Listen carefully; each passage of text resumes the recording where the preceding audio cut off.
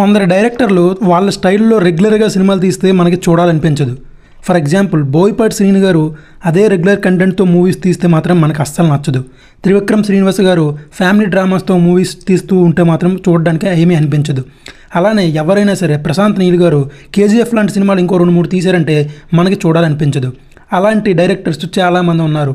అయితే ఒక్క డైరెక్టర్ మాత్రం తన కంటెంట్ని తను తీస్తే మాత్రం బ్లాక్ బస్టర్ హిట్ కొడతారు. కానీ అతను వేరే కంటెంట్ తీస్తే మాత్రం ఆ సినిమాలు ఎట్టి పరిస్థితుల్లో హిట్ అవ్వు. ఆ డైరెక్టరే శ్రీను వైట్ల గారు.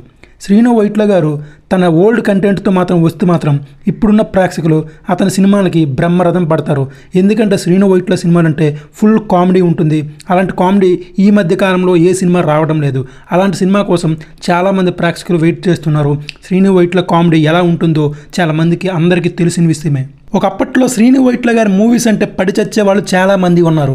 సొంతం, వెంకీ, డి, దుబాయ్ జీను, నమో వెంకటేశ, కింగు, బాద్షా ఇలా చెప్పుకుంటూ పోతే దూకుడు ప్రతి మూవీ బ్లాక్ బస్టర్ హిట్. ఆ కామెడీస్ని మేమర్స్ ఇప్పుడు యూజ్ చేసుకుంటుంటారు. బ్రహ్మానందం గారు ఉంటే ఆ సినిమా బ్లాక్ బస్టర్ హిట్ అనేలా శ్రీను వైట్ల గారి సినిమాలు ఉండేవి. అయితే ఇప్పుడు శ్రీను వైట్ల గారు గత కొంతకాలంగా తన ట్రాక్ తప్పి చాలా సినిమాలు ఫెయిల్యూర్ అవుతున్నారు. అయితే ఈ విశ్వం సినిమాతో తన బ్లాక్ బస్టర్ హిట్ కొట్టేలా ఉన్నారు. ఈ విశ్వం సినిమాలో మెయిన్ చెప్పుకోదగ్గ విషయం ట్రైన్ సీక్వెన్స్. ఈ ట్రైన్ సీక్వెన్స్ ఉందంటే శ్రీను వైట్ల గారు ఎలాంటి కామెడీ పండిస్తారో మనందరికీ తెలిసిన విషయమే.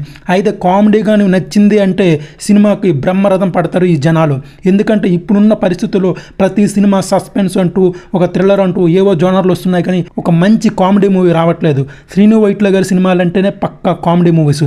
ఆ సినిమాలు కానీ అలా వచ్చాయి అంటే శ్రీను వైట్ల గారికి బ్రహ్మరథం పట్టి ఒక బ్లాక్ బాస్టర్ ఇస్తారు ఇప్పుడున్న ప్రేక్షకులు. వెంకీ సినిమాలో రవితేజ ట్రైన్ ఎపిసోడ్ సంగతి మనం చెప్పక్కర్లేదు. 40 నిమిషాల పాటు సాగి సుదీర్ఘమైన ట్రాక్ అయితే ఆ సినిమాకి బ్లాక్ బాస్టర్ అనేలా చేసింది. అయితే ఇప్పుడు మళ్ళీ ఇన్నాళ్లకు విశ్వం మూవీలో ఈ ట్రైన్ సీక్వెన్స్ వాడారు. ఇది కానీ ప్రేక్షకులకు కనెక్ట్ అయ్యిందా సినిమా ఎక్కడికో వెళ్తుంది. డైరెక్టర్ గారు ట్రాక్ రికార్డ్ ఎలా ఉన్నప్పటికీ తన స్టైల్లో సినిమా తీస్తే మాత్రం అంచనాలు మించిపోయేలా ఉంటుంది ఈ విశ్వం మూవీ. మన గోపీచంద్ గారికి అండ్ శ్రీను వైట్ల గారికి మళ్ళీ ఒక మంచి హిట్ మూవీ పడాలని మనస్ఫూర్తిగా కోరుకుందాం. శ్రీను వైట్ల గారు తనకు నచ్చిన స్టైల్లోనే సినిమాలు తీస్తే ఈ ప్రేక్షకులు అనేవారు తప్పకుండా చూస్తారు. మీ స్టైల్ మాత్రం మర్చిపోవద్దు.